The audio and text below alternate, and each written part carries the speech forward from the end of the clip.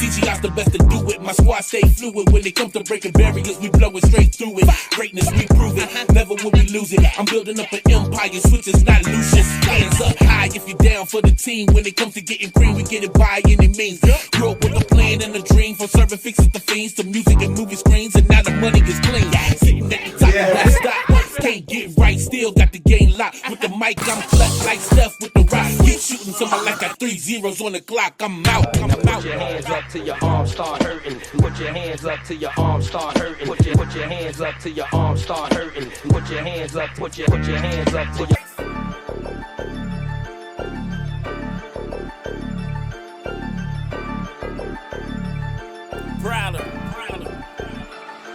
This a dope house. Better keep quiet, nigga. Watch your mouth. Back door, front door, in and out. Please don't be no dummy, nigga. Why would the ruler my look? I'm turning the shooters quicker. Count blues, this is what we do. Win or lose, ain't no pick and choose. That they carry tools and they snooze and we paying dues, staying true, nigga. Nothing new. If a nigga move, knock him out of shoes, he make the news. Lick season said they gon' rob me, so try your luck. What? We ain't talking money, you know, but shut the fuck up. All of us hustling aspirations, getting our bucks up. Beefing, put his name on the wall, clap him like Duck Hunt. Talk against the on that phone, get you a deadline. Percussions under the gun, nigga, it's bad time. Feel like Future got the dope and the lows at the same time. Little man had big dreams, don't be a headline. Everybody wanna join up, they see the bread coming. Everybody start to pump fingers, they know the fans coming. Give a fuck if it's broad day, we gon' keep drumming. Hold on, thought a broke nigga saying something. Grinders get gritty, bitch on the boss to get litty. I feel like Drizzy, this for the dogs, nigga, bark if you with me. Y'all tell them charges ain't sticky, nigga, it's hard to come get me because I camouflage a Alright, this about to go, he about to take a knee, about to This nigga went crazy. He's like, no, go finish him. hey, you wanna see that? I was like, oh shit, I can't let him go, I gotta get back. When they shut down the Coliseum, man. What's going on, man? This is the team right here, man. This is my boy. The chosen one. Yes, sir. What's up, man? What's up, man? That's my boy Orban. What's going on, man? What's up, man? Oh, yo, we here with another season, another episode. Y'all already know what it is. How we got right interviews. We're blessed to have one of the greats in there, the champ. Know what I'm saying? My boy Nolo. Man, you might know him as the champ, the chosen one. But yo, I want to shout out to Bees the Beast for connecting us also. Know what I'm saying? Shout out to Bees for that. You got a hella story for a kid coming up in Richmond, by the way. Salute to your whole journey that you got going on, big homie. You got a strong family also, and that's vital to how you think and move in this world right now. Know what I'm saying? So salute to Omar Aleem, the Mrs. Aleem, Moshe Aleem, the whole team family that you had before and till now. We know who you are, but for the people watching, tell them your name, where you're from, and how you had it growing up. Before boxing, I mean, young Aleem, before, I mean, if you was playing with Hot Wheels or playing curveball in the hood type shit, before boxing came into play, what was things like back then? Well, shoot, just moving down here, and I think '96, I was born in South Jamaica, Queens, in East Meadow. Well, they had me in East Meadow Hospital. My mom didn't want to take me to East Meadow because of how it was bad in New York, so she took me to Queens, and that's where she had me in South Jamaica at the time. And then we moved down here, I think like '96, and moved to Highland Park, I think in 2000. And that's where everything started for me. I mean, before then, my dad, he's a Jamaican, so he was he took us to flea markets. He had the thrift store. Like, my child life was more about working. It wasn't even like, I did a lot of stuff as a kid. I could say I did everything possible, but I got to learn about fixing TVs, selling TVs, VCR, stuff like that. Like normal kids just like watching it. I'm actually fixing it. I'm out here selling it. I'm hustling. We went to the fair one year. My mom had like 200 keychains. I sold every one of them. Had like 250 going to the fair that day. I was like, oh man, I'm balling. You know what I'm saying? That's what the hustler started in me from then. So. Hustler, what age was that? Shoot, about 6, okay. 6, 7. Yeah, I'm about to say, cause you got, I would say, yeah, because boxing, you started early, almost, I want to say 13, 12. It looked like almost, 12 years older. So, first of all, I want to take it back to before amateur boxing came into play. Tell us about the days waking up, going with your brother and your father to the 9th Dimension Sports Circle. Your father started. What was those times like? Man, it was, I would say it was like very hopeful, because we're like, anything we put our mind to, we're gonna do our best at it. So when my dad you know, had the gym and everything, we didn't have much. We probably had like 5 or 7 people in there, but we had so much dreams and hopes of being a champ. It didn't matter. Well, all we knew was gonna go out there, go to the next fight, and try to get better. So just putting that together, scrambling to get change and everything. Like my mom and dad put themselves aside to help our future. So they always wanted me and my brother to have a place. So having the gym and being able to have that open, it was like a family effort. We all try to keep it together. We all try to make sure this growing prosperous. Even if I'm moving on doing whatever, we all making sure the gym is not just us, it's a generational thing. If somebody wanted off the street wanted to become a champion, learn how to, we want to always gravitate and treat everybody like, we don't treat the janitor like the, you know what I'm saying, like the boss. This is how we are, so. I love that, I love that. Yeah. Correct me if I'm wrong, because I think I might have read up somewhere where your mom's was living somewhere and was running the gym out of her actual house. Oh yeah, that was us. That's our family. We ran our gym out of our home. They lived on 4th Avenue, That's right. and well, before we had our gym, we had to be at home. So in boxing, you have gyms and you have unattached. So unattached, when you don't got no gym, you got to represent yourself. Y'all can come right now and say y'all unattached and just fight. So we was unattached at the time. We had left from, I believe, Citywide Boxing Gym. We had started off at Special Effects, left the Citywide after that, and then we had went on our own journey. No, before that, my dad went to a couple more people, and then we went on our own journey. And then we just was at home, running around the blocks, running on Mechanicsville, everything. That's real. That's real. Can you Hustle. speak to your mom's mind frame? Because I think I've also read that, you know, she was riding down the street, mortgage in hand, saw a building and was like, what am I gonna do? Is there something to that story? It's so I don't know it too well. I know my dad, you know, there in the thrift store, he had a conversation with someone and doing that. And my brother was the one who was inspired to find a boxing gym. Cause we were playing soccer. I played at Pine Camp. You know, shout out to Pine Camp. You know what I'm saying? And I was an athlete. Cause my dad was Jamaican too, Hey, you know that, and had yeah. us in sports. So I played Pine Camp. Basketball, my favorite love. Yeah. I've been still ball to this day. A word? Yeah. Well, we get on the court though, I'm saying. Well, I ball for Pine Camp, ball for Chandler, ball for TJ. A word, You know bet what I that. mean? Okay. So I was balling and so alongside my boxing, so that kept me athletic. Yeah, no, facts. Around what age you was doing ball? That was like high school age. Every year, Okay, every year so you since was going boxing. with it. Okay, bet that. Yeah, That's what it is. alongside. So Yeah. my brother was the one who inspired. Say he wanted to box. So he was the awkward one because I shade. was fighting outside. I was doing all the rough stuff. He was more inside. He was more reserved. He didn't want to go out there and do a lot of stuff. I was the adventurous. I'm everywhere. I'm with the crew. We out here in yards. We fighting. We doing everything. So when he said he wanted to box, he was like, my mom was like, you want to box versus me, because you know I was more the rougher guy.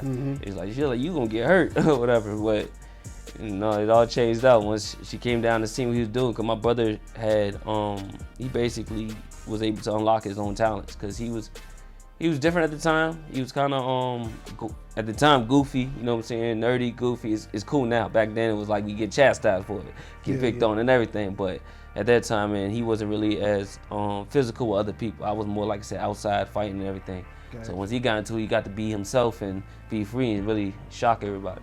Love it, love it. What you at? Where's you at? 619. Let's cut it. Let's stop again.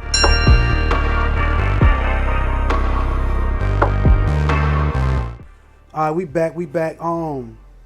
So, Young Aleem, tell us about your amateur career. I'm talking about Christian Edwards, Damian Howard, Ronald Gibbs, Demetrius Ballard days, 2009, 2010. We taking it back. I want to see you like 13 or 14. And if you can remember back, Yeah. what was it like back in the amateur days, starting boxing? Was you nervous before a fight? You know what I'm saying? Or It's weird because I never got nervous because I feel like the boxer side of me was fueled from Highland Park, to be honest. From being in Highland Park and growing up in that area, I mean, anybody know from Richmond, it's rough, you know, especially at that time for being one of the top 5 in murder in the U.S. and it's not the biggest state in the world. I mean, in the United States, but Highland Park put a toll on you, you know what I'm saying? And I fought. I had to fight in the streets all the time. Fought in school. We fought as friends. We fought just throwing it, just because, you know what I'm saying? Sometimes if you just want to see where you at, you just had to fight about it. So I guess that fighter in me just like transferred. When I got into boxing, it was like I don't have to get in trouble. You know, I got in trouble a lot. You got suspended, you got the cops coming, you got people and parents and everything, but in boxing, I didn't have to get in trouble at all. So it was like, I like that. And I guess my anger and everything just transferred and I got the reward of it. In basketball, I still love the basketball. I love the hard work, but I didn't get the same reward like boxing, you know what I'm saying? You get kind of your own glory after you win as a boxer. Like you whooped his tail, you know what I'm saying? That's what it is.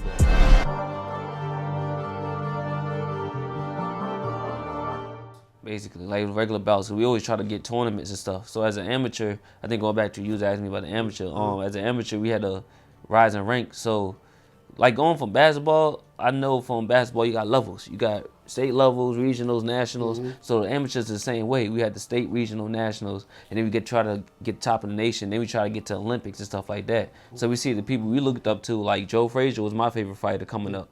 I watched Joe Frazier, my brother watched Muhammad Ali, and that was our thing. I was going for it because I was already fighting in the streets in the area. So my thing was to thump, and I seen Frazier, and I just loved the way he threw his power and the way he was under, because I was short. I wasn't the tallest dude. I was the smallest one of everybody, but I was ready to get in there and just ready to thump. So Frazier was like my favorite when it comes to a small guy slipping and knocking them. So I love that. Bro, and that's what's crazy, because we was watching, I'm like, this nigga's a brawler, bro. This nigga wants to go straight up, like, yo, just go on there. Like, but no, we can get there, because I got some, yeah. For real. So yeah, starting off with my brother watching Ali and me being Frazier, then we just looked at, they went through the Olympics, then they went pro. So my mind was already set where I know I'm not professional right now, but I feel like it, but I had to go through this amateur thing to get to that level. So I know I had to go through the ropes, and we come from Richmond and looking at the tournaments and preparing for fights and stuff. My dad had to go find out the information, and we're just looking at fights. There's not a lot of Virginia people here. There's not a lot of Richmond people here. And then some of these people didn't want to go out to fights, and we're just like, all the DC people out here, and they're out here winning, and the Kansas City people winning, New York winning, and we start seeing these guys. We're trying to get a part of that winning. We're winning the team. So once we got out of the states and we start seeing the regionals, then we got to the nationals, it was like, oh, this is where you play ball at. This is where all the good guys at. And that's what we kept trying to get to every time, every year. And even though we didn't have the experience, we didn't have the money, we didn't have the funds, we just kept, we got to get back. We got to get back, because these guys up here, this is where the best of the best is. And my dad always wanted us to work with the best, so that's how we rocked out.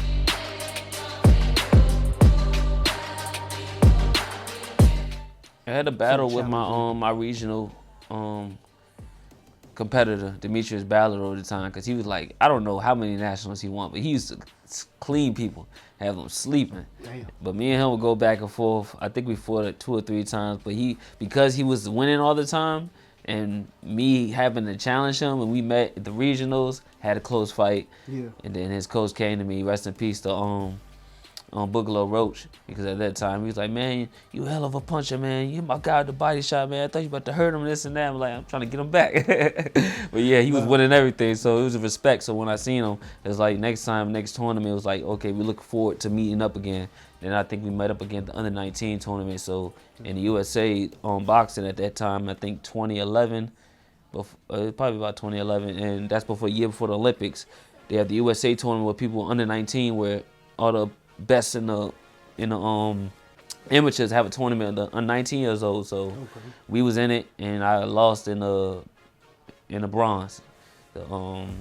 What's that, semi or before the championship? But I lost before the championship before Demetrius, and he won the whole thing. So it was like, damn, it was close for me and him. Had a good little battle, but he was definitely the big dude, probably like 6'1", I think, 6'1". Okay.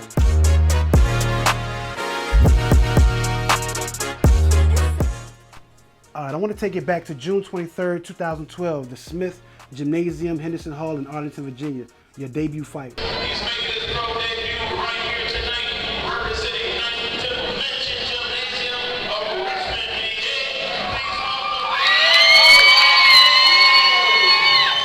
You know what I'm saying? Correct me if I'm wrong, is that your debut fight? Can you take us through what you remember leading up into that fight? Man, I remember everything, man. That fight was...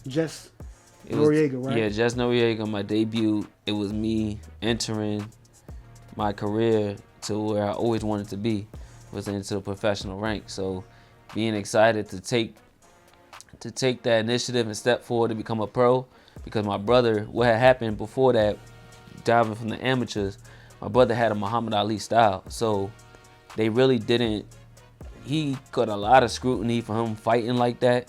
And he got a lot of racism for him fighting the way he fought, and it was a lot of discrimination because he'll fight a guy, like for an example, he had a guy, Zach Kuhn, that was in West Virginia. Dude couldn't touch him. Dude had 150 fights. My brother had about 7 or 11, something like that. He didn't have a lot, and this guy's supposed to, you know, that amount of fights in my brother's experience, he's supposed to like beat my brother up and everything. My brother boxed circles around him, had his hands down, slipping, ducking. He slipped the guy, and they took the video off YouTube. It used to be on YouTube. He slipped the guy, and the referee called it a low blow. I never seen it ever. Like, you make somebody miss, and they call a fault on the next guy, and I was like, that's the weirdest thing ever. But they found every way to dismiss him in that fight, and then he eventually lost, and everybody booed. And my brother went to go dap his corner. He said, "Get your black ass over the way."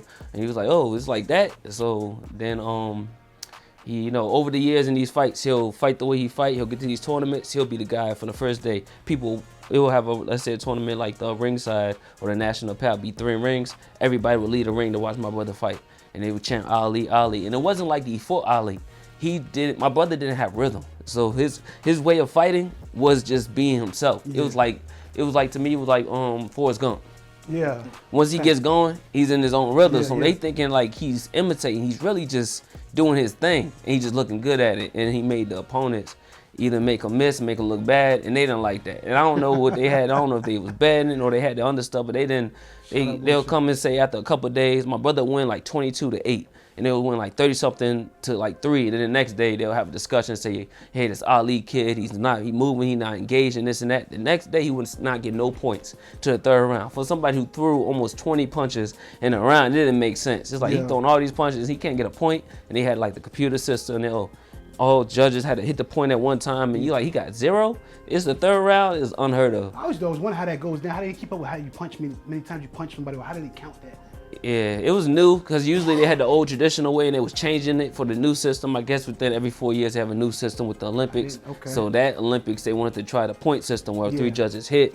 And my brother hitting a guy like this, and you tell me he got 0 points. It didn't make sense, but he kept getting discouraged by that. So that led to me going pro when I went open my first year, because the divisions is JO is under 15 to 16, and once you turn 16 and you're in the open division, if you have 10 plus fights. So I had about 60 something fights. I was 69 and 18 as an amateur, so I think I had about 89 fights or something, or 86, something like that. And I was off for like a year and a half because I didn't get started until a year and a half later. So but yeah, all that inspired me to my brother, because seeing my brother, I'm the youngest brother out of everybody. My dad have about 8 or 9 kids. Probably 11. I lost count.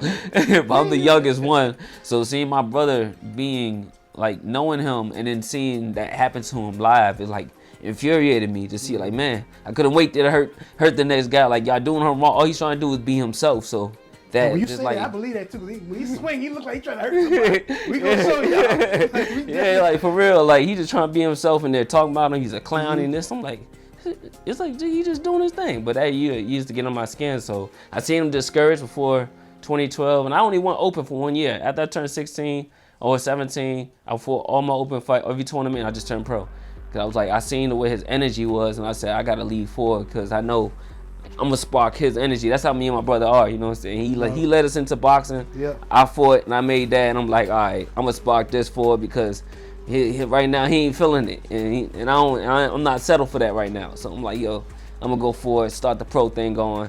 And I felt great, because I looked up to like Frazier, Ali, Roy Jones, and being able to be in that field was like, dang, that first fight going to the Henderson Hall, and I had that guy, Jess Noriega. I didn't care who it was. It didn't matter. It didn't matter what it was. How did y'all get that? How hard was it to get that fight? Was it, you had to go through a lot of stuff? I don't know how that stuff My dad, I mean, wish he was here. He's at the gym right now, but he could tell the whole story of how that goes down. But my dad been my coach for a good part of my career. The crazy thing about it, my dad didn't become a coach. He was forced to be a coach. He was a parent when he first went to special effects, and it was me, my brother, and my sister. He paid for 3 kids and watched on the sidelines for about 6 months. But he just felt like that boxing, we wasn't learning the boxing that he grew up in, because he saw boxing when he was in Jamaica and he was in the military, and he was just like, yo, I used to box and I used to look at the Ali, and he's like, this isn't what I've seen, over the years. So after that, he took us from there, and then we went to Citywide. And Citywide boxing with Ray Brown, he had more of an old school, traditional kind of the boxing he was looking for. He kind of showed us more and this and that. So that was dope to have that transition, learn from Ray Brown. Rest in peace to him, because he had passed later on. And he came on his deathbed to watch my brother knock out this guy. And after we left his gym, he was sad that he didn't want us to leave. He definitely was like, man, we had to leave, and because things was going wrong. He got sick, and he had his sons and his daughter taking over the gym, but things wasn't clicking. And then we had to leave and go our own different way. But he was sad, but he wanted to watch this one fight before my brother. My brother knocked out this guy right in front of him, and it was good to see, that day. But yeah, that's what it started. It kind of forced my dad. We kept pushing to go to other people. We kept learning other people, and then after that, we just said, hey, y'all need to be in the gym. Y'all need to have something. I'm gonna just get something for ourselves. And that's where it all started with the gym. He was getting a place for us to always have somewhere to train. And then all of a sudden we started training other boxers and just come along, and then we just hit the road after that. I think one year we went to like 50 something amateur shows. Look at that, bro. Dedication, making the move, actually doing it. That's what I'm talking about. Yeah.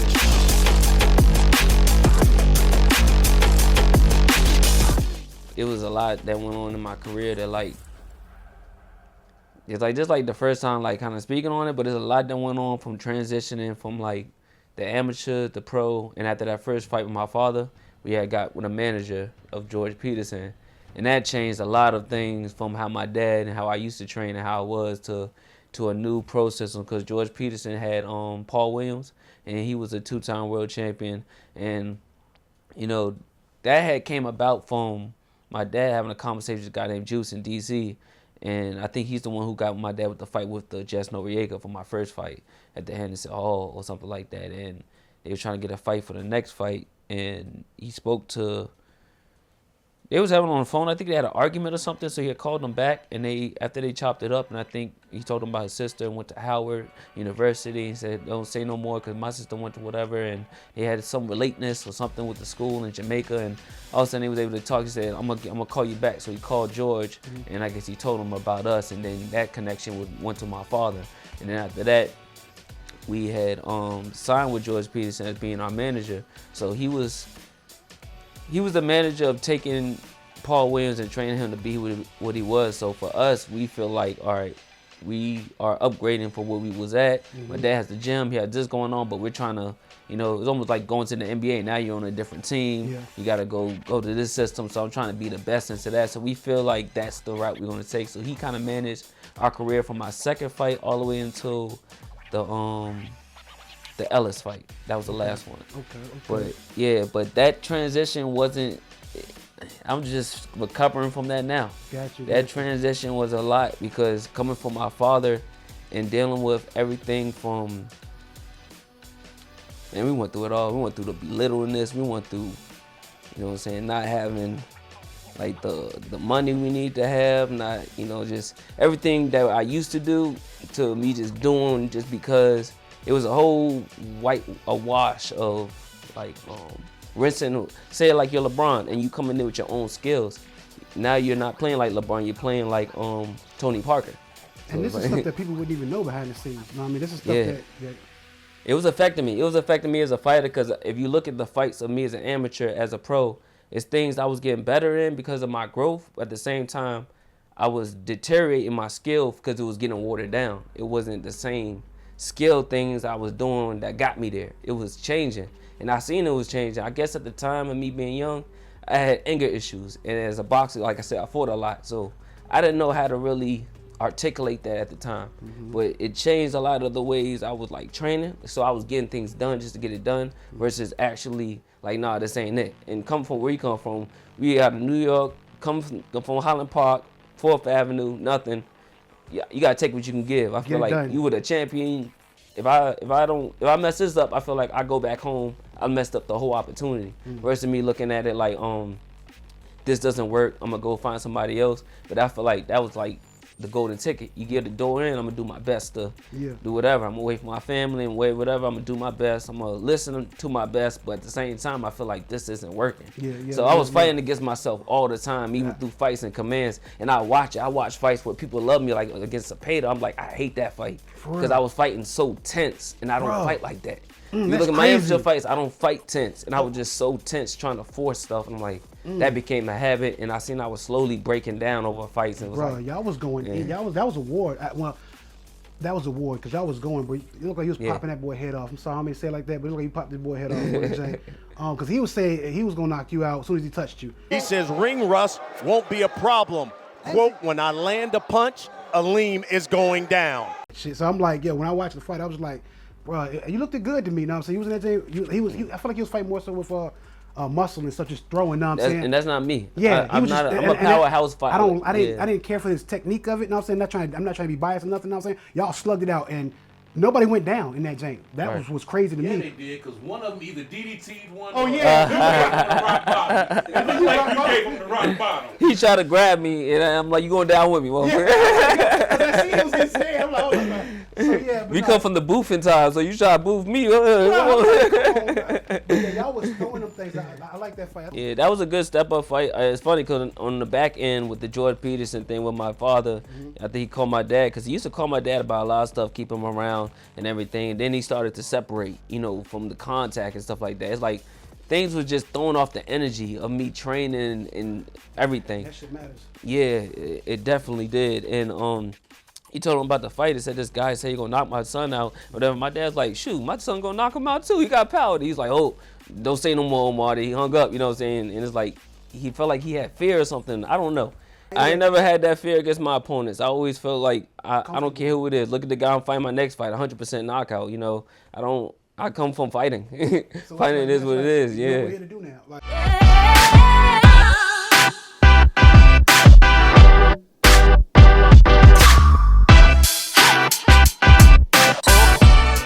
But it ain't about how hard you hit. It's about how hard you can get hit and keep moving forward. How much you can take and keep moving forward. That's how winning is done. Now, if you know what you're worth, then go out and get what you're worth. But you gotta be willing to take the hits and not pointing fingers saying you ain't where you want to be because of him or her or anybody. Cowards do that, and that ain't you. You're better than that. Used to make the dope disappear like a magic trick. Niggas told on me, middle finger to the magistrate. They just mad cause I got this shit that with the dragon spit. Any nigga disrespect, I guarantee I'm dragging shit. And my word is bond, my shit belongs in the Vatican. Time to make the mannequin. I'm right in that bag again. What bars are extravagant? I can show you lavish shit, or I can take you to the gun and introduce the savage shit. Ha! My mama called me with the dope. Pops looking out the window, said this shit stop and go. Say I got it though. Niggas disrespect, they gotta go. Point with the finger in here, ghost, I'll give you hacking show. Bitch, I got to go. Pop them, no, keep it quiet. Gotta cut the soul. Where the cops though? Coffee dough never broke. What I got it for? Shout out Renegade with shot to bring my dog back. Niggas say they ran up on me and he ain't walk back. Tony Cherry Pick Boxing. Find me at 2300 North Lombardi. Come get this work, baby. For a long time, coming for what's mine. Don't get out of line, don't get out of line on my grind.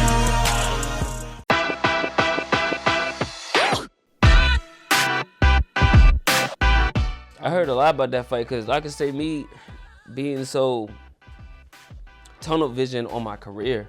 So I can admit I wasn't as focused on the business end. So my manager had done the business end, but I didn't listen to like outside noise. When I'm focused on a fight, I kind of tunnel in how Floyd tunnels in, and I just worry about my training. I focus on me. I didn't see videos of this dude talking. I knew about this Aleem fight. They brought it up to me back in January. Okay. They said we was gonna try to set it up in March. He said he didn't want to fight me here on the East Coast. I ain't hear about none of the hearsay, him knocking me out and do this, 'cause I don't care. I'm gonna settle in the ring. I know my hands do. It is what it is from there. You know what I'm saying? I'm not gonna talk about it because I really will use these. I'm not gonna build up because I'm not the type to get up and just calm down. Like once I get built to that tension, now we gotta fight. Now we gotta fight. It ain't nothing about that. You know what I'm saying? So I'm not even gonna take it there. So I just focus on my training, but I just noticed the difference as I play back now.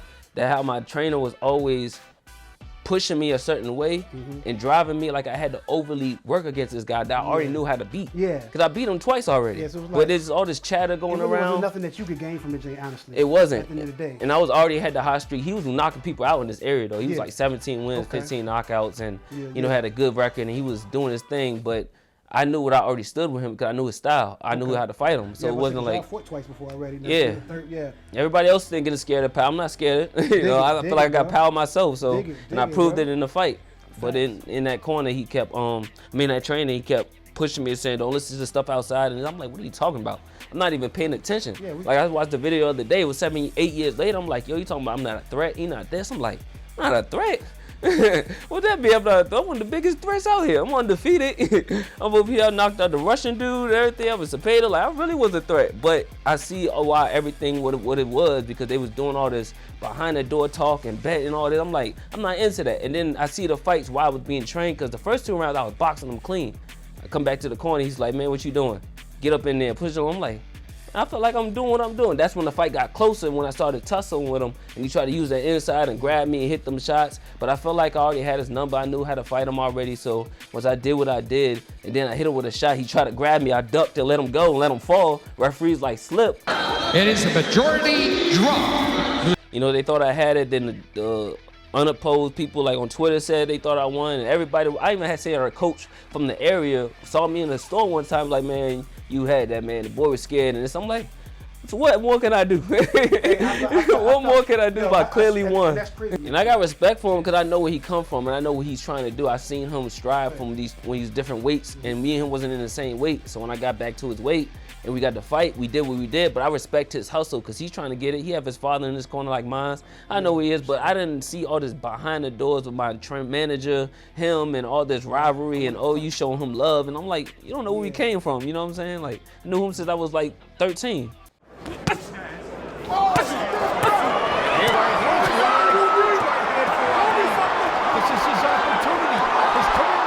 I want to take it to your first title fight against Heatrough.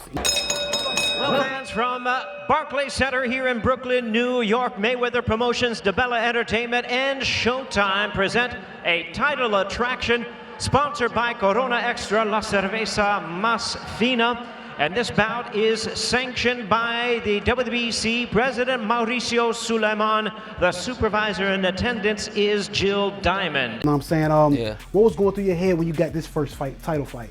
Man, just the thought of fighting the title. Everything, because I always put things into perspective. I have like the Mamba mentality. I look up to Allen Iverson, Kobe Bryant, because AI is my favorite basketball player. And as great as AI was, you know, Kobe became great from his work ethic. So I got to see the talented versus the work ethic. So I got to try to combine both. At times I feel like my natural talent is like, hey, I could just do what I do, but then I got to be diligent and disciplined like Kobe had to learn, because Kobe didn't have the skills. That's what made me like Kobe a lot more later on in his career, because he didn't have what AI had. He wasn't naturally gifted, but he worked hard and kept determining, you know what I'm saying, I'm going to just keep putting this every day, laying these bricks. So that made me think like I got to train the same way. That's why like Floyd, it kind of when I put it together, Floyd like kind of like that. Floyd just work as hard as he can. So having that definitely pushes hard. A lot of people don't have just that, 'cause that could take you a far ways. But I wanted to say, because that fight right there that you had, y'all was going in. That was a hard hitting jank. But I got to give Heatrough that he is a tough motherfucker, because you was. I love that dude, man. Bro, he came to fight. He did, bro. He came to I was fight. a little rushy. He came to fight. My thing is, because he had that demeanor like he was like Stink Meaner from Boondocks. I'ma keep coming anyway. Keep coming anyway. Like, but the thing was, the first knockout came around the third round.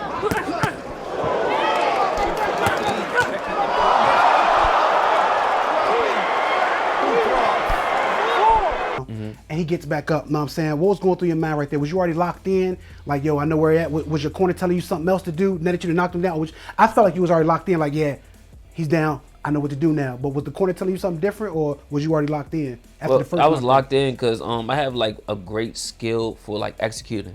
Like when you show me something, I've been like this all my life, even as a kid. If you tell me go get something particularly, I go get it the exact way you say it. You know what I'm saying? So the way we trained was the exact way I knocked him down. As he stops, takes the right hand, takes the left hand. big left hook and then the second left hook. We trained that. And George Peterson, shout out to him because he did put that game plan together. He was like, hey, this guy make a lot of mistakes. He's going to do this and that. And we worked on it. He worked on me throwing that left hook on the bag over and over, 10 rounds, this and that. So I just threw it. So once it happened, in that opening, I turned my shoulder, boop, boop. And he stepped back. I just followed up because he wanted me to hit him. And he said when he hit him, he's going to freeze up. I want you to follow up with it. So if you look at it, automatically happened. I didn't even have to hesitate. Yeah, I noticed because after you started warming up with the jank, you was just picking off shots perfectly. I seen him. Y'all was stomping it out. Another knockdown came in the 6th round. Yeah. Just pops right the fuck back up. And I'm like, God damn, bro. I mean, so what was going through your head when he popped right back up and ready for some more after I know the he was second done. one?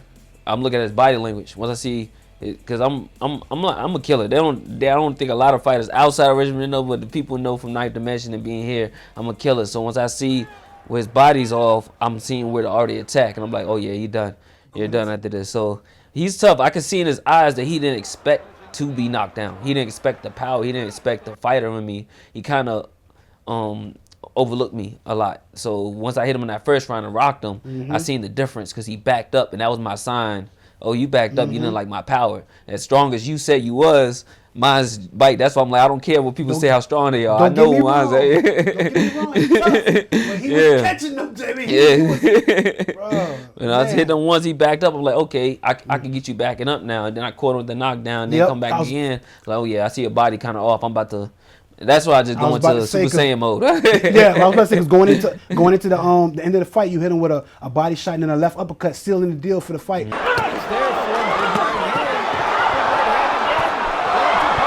Explain us your emotions when the ref started waving the fight off and declaring you the winner, though. It was like, it's over. It's like everything just stopped. It was like for a moment, it's like, damn, I really did. I knew I can do it, but to do it the way I did it, and I didn't do it 100% how I want it to be done, because throughout my pro career, like I said, the transition from being with George Peterson, it kind of felt like somebody babying you all the time on your own craft. Like you can't work the way you work. Like you doing your things, you can't operate this how you doing it. Oh, you got to do it this way. So I went from fighting my own way to fighting a particular way that was fighting me. That's why I hate the Cepeda fight, because I'm fighting against myself and I get caught. And I get stuck because I know my natural ability would do something versus something I kept getting brainwashed to not do. So I'm like getting stuck in these points and I'm taking shots and it's like frustrating me. So that was like the difference in my mental in that one. And it's crazy you say that, because when I was watching the Cepeda fight with bruh, I told him, I was like, yo, Aleem is taking shots that he doesn't even have to be taking. Yeah. It was always to prove a point. It was always like, you know, I think he was trying to force the fighter in me that I already was. But I was a boxer. To be a keep it 100, I think because he didn't like Floyd Mayweather, and I came from the amateurs and I had the shoulder roll coming in. He had Paul Williams, and Paul was trying to chase Floyd, and he seen me coming in with that. It was 8 or 9 fighters that came into the camp he had in Maryland. He had Brandon Quarles, Phil Jackson, Thomas Williams Jr., Josh Davis, Jeremiah Wiggins, a few other people, my brother. And they used to ask this is all when they first got signed. They was like, oh, who's one of the best fighters here? He's like, they love my brother because he had the Ali style, but they had to throw a bunch of punches. He remind you of Paul. He said, Mayo, he's kind of slow. He ain't this and that. I feel like he's the least guy. So for me, hearing this, look, being signed, being the least guy, all this is motivation. I'm paying attention to everything. I'm working on training. So I'm taking these fights. I didn't care who it is. Give me the opponent. You're telling me to train like this, just give me the opponent. I'm going to show you. And I'm going to keep. And as I fight, you see I'm going through these hesitance because I'm slowly breaking out of what I used to do. I used to fight this way, but now I'm proving a point and being conditioned a new, different way. So that's why it had me taking shots. And normally I'll be doing what I do, but now I'm like, I was being forced to force the fight all the time, going there and pushing back. I think I was kind of trying to make me like a Wilder, but I was already a technical guy. I didn't need to be no Wilder. But I don't know what was going on behind doors. It just felt like trying to move me a particular way. And this is the Cepeda time. This is Burning Cepeda fight time. Yeah. Okay, all them fights from the that was built up. Some fights, I think it was like the South Carolina fights was cool. I gotta be myself. I think Timothy Hall was the last one I got to beat Maryland. That was my favorite Timothy Hall because Damon, going back to Damon, he didn't fight Timothy Hall that day because, and this is way before we fought on the PBC one. Damon didn't fight Timothy Hall at the Rosecroft because they say he was too strong and too big, and I took it. I said, give it to me. They asked me, I ain't say no. There's been great boxers that have been knocked down and lost fights and still achieved greatness, such as Ali, Mike Tyson, George Foreman, Frazier, just to name a few. Your loss came in 2017 against a great fighter named Hugo Santana Jr., I believe. What did you learn from that fight and how did you bounce back? Biggest thing I learned, like, honestly, was like how to swallow your pride. It's like to take something which I feel like wasn't my fault to happen, but still accept. It's like the weirdest thing to ever accept as a human being. Because what happened that fight, right? I just came from the Centino win in January, so that's my biggest win. And then we're back. That's your second time fighting. Say it again. You said you fought him before. Oh, I'm sorry. That's the Keytroff win in January. From the biggest win was in Keytroff at the Barclays, and then I didn't fight till 8 months later. So I had no communication with my manager as far as telling me when the fights was, this and that. He just popped in, what's your weight, this and that. Oh man, I got a fight for you. I'm like, why couldn't you tell me ahead of time? I know some fighters, be in shape. Some fighters fight all year round, but it's communication. You can tell me and say, hey, I got something coming for you lined up ahead of time. Where you at? So the other trainer at the time was supposed to be training us, and sometimes he'll come in there kind of half-ass, see what we doing, go out. Then so the training manager comes in, he look like, well, my way there, I'm doing the best I can. He out here doing what he doing, but it's just a bunch of he say, she say, stuff. I'm just trying to fight. I'm just trying to do what I got to do. But now I look like I make excuses and this and that. So he come in, got to train me, so I get down and weight, do what I got to do, but I kind of burn myself out versus training effectively. It kind of burned me going down in the weight and this and that. So the last week I was working with the personal trainer. It was the assistant trainer had a personal trainer across the team. She was a girl, and I didn't want to do the personal training yet because I kind of was good already where I was at. But I said, you know what, this fight, I just came out the belt. We kind of been going back and forth for years because I'm holding up I just feel like I had a bubble of myself with protecting myself. And I said, after that win, I kind of opened up. I feel like I opened up, and that's when they caught me. I ain't gonna say they, but that's when I got caught. I feel like I opened up. I wanted to try to train in this and that, so I did that. But during the last week, I said, look, my legs are kind of messed up. They're kind of tight, and this and that. No, keep pushing them, keep pushing. I'm like, all right, it's a mentality. I don't want to feel like I weak and make excuses. I'm gonna keep pushing. Though, but anything I said never got. It kind of I made excuses all the time. So it's like hard to just bite your tongue and keep working at the same time. So that built another anger in me already, just working through it. So then into that fight, I had to lose, I think, 1.5 pounds with Santino. And I looked drained. You can see my face all skinny and everything. And they saw me after the airplane. We was walking down the thing. I said, I bet you they know I'm burnt right now. You feel like it was anything different you could have did in that fight? Took my time. Because what happened after making weight and everything was good. So we got to the fight. I'm a co-main. Usually a co-main is separate. Co-main, main, they separate from the other pack of the fighters. So we looking for our room. We go up to the top. In a place like this, we're just like, all right, we setting up shop, got our stuff out, this and that. My brother pull up the undercard to watch the fights. The assistant watching the cards with him, and my manager chilling, doing his thing. And he's like, all right, we got 1.5 hours so time. We only got an inspector yet. They got the referee come in, give us the instructions and this and that, because usually that's the routine. They come in and give the instructions. Now we need to wrap my hands. So until then, we chilling. So it's about 1 hour go by. So then we look for an inspector. The assistant went to find an inspector. He said, there ain't enough inspectors. Y'all gotta come downstairs. We come downstairs. They said, get in the ring. I'm like, damn, I ain't even got my hands wrapped. I ain't got nothing. They're like, no, it's time to get in the ring. They had early knockouts. We don't know about that. So all that happened. Everything at this point, I'm not even in fight mode. I'm just in like panic mode. It sound like now I gotta get into it. I ain't never get to warm up. It takes you out of your routine. Wrap my hands up, hit the mitts for like 10 seconds, and started walking. See my dad on the side, kind of dapped him. I thought I dapped him. He said I didn't. I said my mom, one of them, but then I got in the ring and everything, and I felt like it was more like a sparring. It didn't feel fight mode because I wasn't Yeah, I didn't get my yeah, sweating yeah. on. I didn't get the I warmed can up dig yet, it. but I feel like I worked hard enough to know what to do. So I think Santino didn't do too much on me in the first 2 rounds, but he was catching me with the little shots. And I was like, all right, my mouthpiece came out, and it never happens. My dad's like, you never have your mouthpiece out like that. I had these new shoes that they gave me, these Everlast Michelin shoes, and they had the new Michelin tire on the bottom of them. Michelin shoes, I think you're talking about. And it was heavy. And I like I told you, my legs was working out from On from top the of that. training, and then on that, and when I put them on, but it was new shoes that he gave me, so I didn't want to feel like I didn't want to wear them. But then I put them on, I'm like, yo, these shoes heavy. It's just a combination of so much different stuff. So I'm like, I ain't want to hear the outfit look nice. I gotta put it all together. I know that shit has to. I commented. I was like, yo, that outfit is banging. But I know for a fact that shit has to be like draining, bro. I mean, everything you have to go through for as far as training, getting the fight set up, the mental, keeping your mental right, because that's an important thing. Keeping my mental right for these interviews is a thing. Make sure you gotta put yourself in a bubble when you're about to fight. Like I'm about to go out there and possibly die. The dude can hit me one time, like how I went out, and they could never wake up. And I'm just like, I could possibly die, so I have to prepare different. In the ring, when I was in there going with him, I just felt like I was doing everything, and I'm real attentive, so I heard my dad's voice. Like I have an ear for certain people, so my dad's like, you stretching, and I heard him when the Ralphie's came out, and I'm on the ropes. I'm just like, I hear what he's saying. I felt like I was stretching, but I don't know until somebody says something. And the way my manager and the trainers at the time, they like to keep things quiet and they don't want to speak.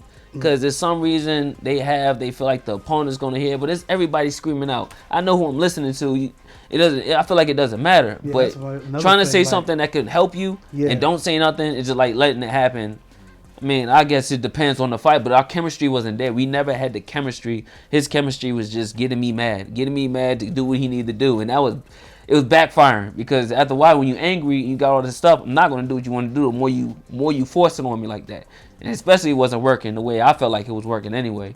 But just in that round, going into the third, I felt like Santino, I have him a little bit more pressure. He's moving a little bit, so he caught me with the jab or the left hook. And I blocked it the first 2 rounds, but then that round I was like, all right, kind of was walking in. I said, I'm gonna push him back. I'm gonna shell up, push him back, and then once I shelled up, I threw my left hook and dropped my right hand, and then he caught it at the same time. I was like, damn, that motherfucker.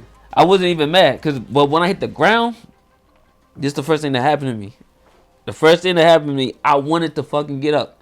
I couldn't get up. My legs wouldn't move. That was the most weirdest thing. Like I'm moving and I'm seeing my legs, and I'm like, yo, what the fuck? They was done from when I told you about the working out. That daggone boots you had on. Yeah, they wouldn't. I was like, damn. Then they had to help me up, but I felt like I went. That was over. But I regained everything by the end. By the referee was already like saying everything. Like I remember what was going on, but I wasn't all the way into it. But I regained like my consciousness, like as everything was going on, and the referee's like, all right, you won, you lost. I was like, all right, cool. So we got off, like, yo, Santino, we got to run that back. I felt like we had to run that back because I didn't have a fair chance, because when I got down after they said come down, he already had his stuff on. He had his gloves and everything. I didn't have my hands wrapped, so it just felt like, damn, he prepared. I'm not. So we want a rematch, dog. Real talk. Yeah, I just felt like it was off terms, and it's just like all of it. The body language, me not training the way I needed to be out of myself. It was just a combination of everything, and I feel like I've just regained myself since that, because that played a lot of trauma on a lot of things from that happened, and then I go through life with people not knowing that happened. You know what I'm saying? So on a regular, I've seen me on rising up, trying to be a star on not just saying PBC and everything, just rising up as an athlete and seeing other athletes be showcased and not be showcased. I've seen media where their media blew up, but we had to be hidden for the media purposely. Like our manager didn't want us showing stuff and showing fights. Like nobody knew where we was fighting because he didn't want us to see anything. And it's like, dang, why we can't blossom the way these other fighters blossom? We walked in the same way. We see people like Javante. Javante came after me. I was on a year after me, but we was around each other since 13. Every regional, every national, seeing Silver Glove Nationals, JO National, PAL National, they come to our hotel room when they didn't have it at times, you know what I'm saying? We fighting against Ronald Gibbs. That was a guy from his gym. I'm about to pay tribute to his, my outfit for the next fight. You know what I'm saying? Ronald Gibbs was one of my best competitors out of Javante gym, and he was a real down to earth. Rest in peace. He died because he was protecting his sister and got stabbed in Baltimore years. But he was a good dude. I mean, he fought. We dapped it up. He talked a lot of crap, and we'll do what we do. We'll just talk about it later. But I loved fighting against him. He was one of them real dudes.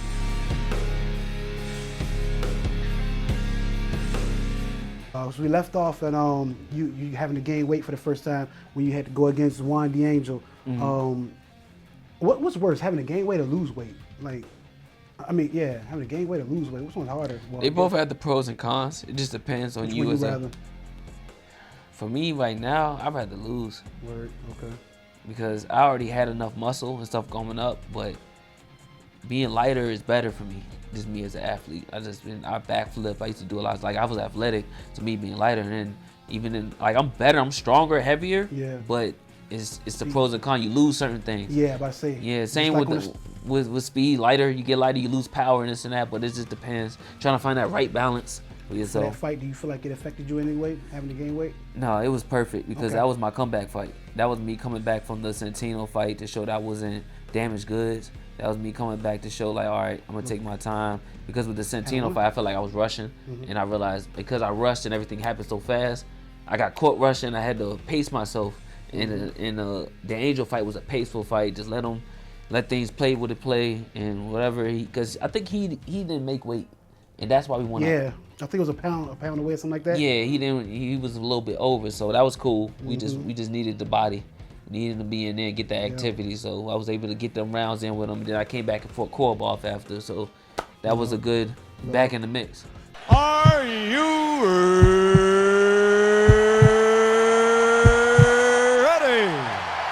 For the thousands in attendance and the millions watching around the world, ladies and gentlemen, let's get ready to rumble!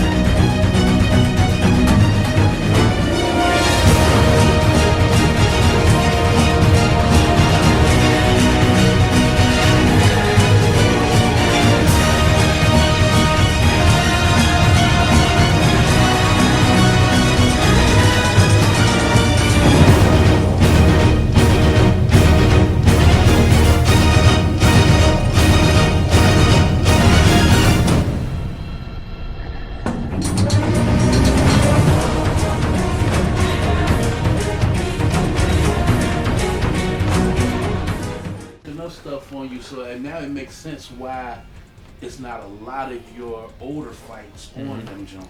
It was the one I got good with on Rojas. That one put me on because I fought this Mexican on ESPN and I was 9-0 and he was throwing everything at me. They were saying it was rough and Teddy Atlas was commentating, and to hear that, I played Fight Night coming up. Yeah. So before I started boxing, me, my brother, and my homie Chris, we used to always play Fight Night and everything. We'll make Fight Night round 2, play all my characters and this and that. And then that's when my brother wanted to box and we started boxing. So to hear Teddy Atlas say my name, and just to hear I never know how my name was going to sound on TV because I couldn't put it in the game. Did you my game could never say my name because it's spelled different. Bro, did you ever notice that? Like, we were saying the same thing. It was like, man, this man, I wonder how he feels about having Lennox Lewis in the crowd talking about him. And the other dude, I'm like, you got the announcer. I'm like, I wonder how that feels like. Because your fights, I mean, Lennox Lewis is coming. Danny Garcia talking. You got the people out here. It felt surreal, but because of the stuff that was going through, I couldn't even focus on it. I couldn't enjoy it. Yeah, I couldn't enjoy them being around, dealing with all that other stuff. It's like, I know they're there, but it's like I'm not even tuned. Yeah, I know what you mean.